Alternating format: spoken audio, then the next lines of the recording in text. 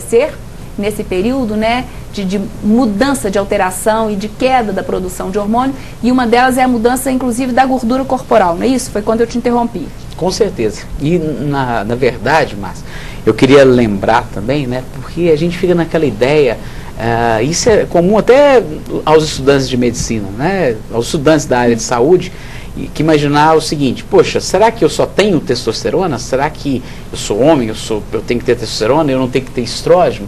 E na verdade a gente tem que imaginar que a testosterona ela vira estrógeno e vice-versa.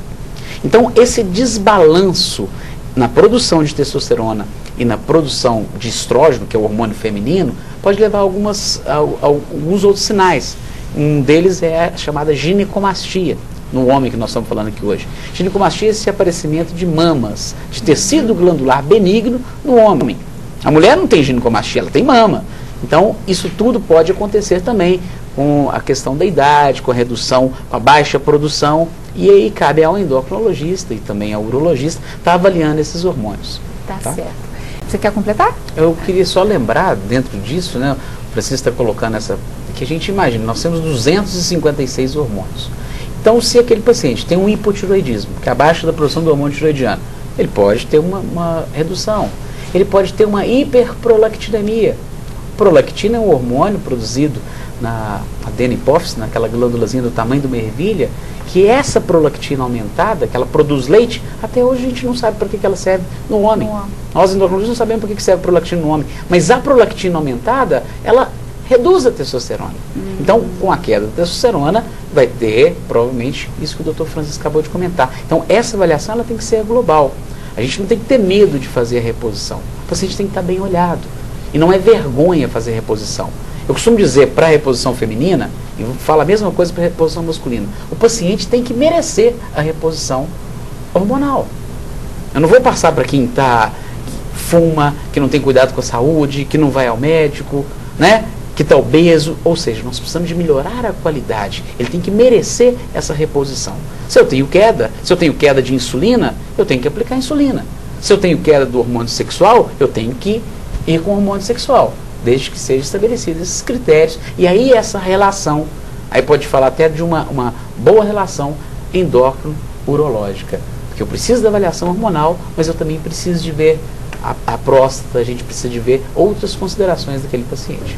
Falou aqui, doutor Levimar, anteriormente, que o paciente deve merecer o tratamento, ou seja, ele deve fazer a parte dele, deve colaborar. Existe uma maneira, sempre, a gente gosta sempre de repetir aqui no programa, maneira da gente ajudar a promover a saúde, ajudar a prevenir. Eu gostaria então de falar um pouquinho sobre isso no próximo bloco e também falar de tratamento. Tá certo? Daqui a pouco então a gente retoma esse tema.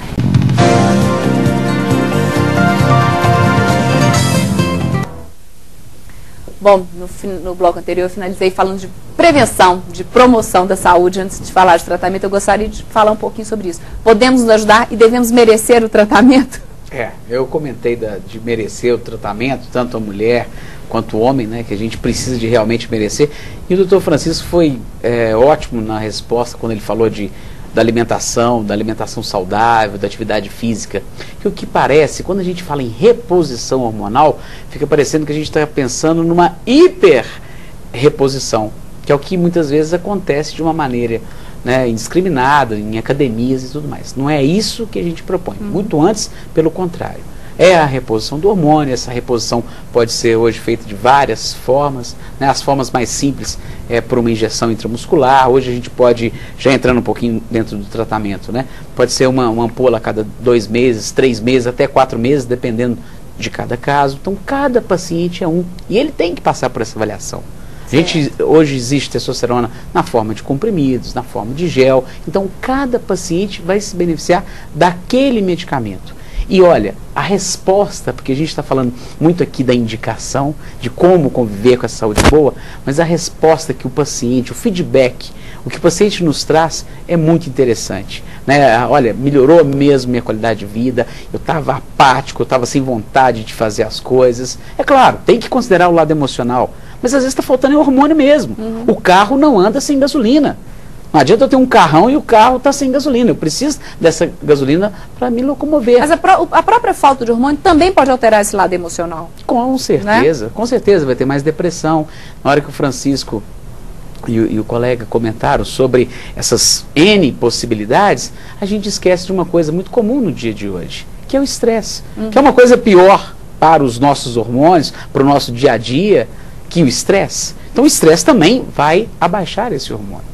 Então ele também colabora para a produção de um outro hormônio chamado cortisol, que vai depositar essa gordura no abdômen, e isso tem uma correlação muito grande com as doenças cardiovasculares, com a incidência maior de diabetes. Então a gente tem que imaginar que é um contexto. Certo. A gente não pode olhar o paciente só com um problema de tireoide, só com uma falta de testosterona, que é muito comum associar a libido, igual você comentou. Eu não tenho mais prazer. Não tenho mais prazer em quê? Até onde que esse hormônio está alterando?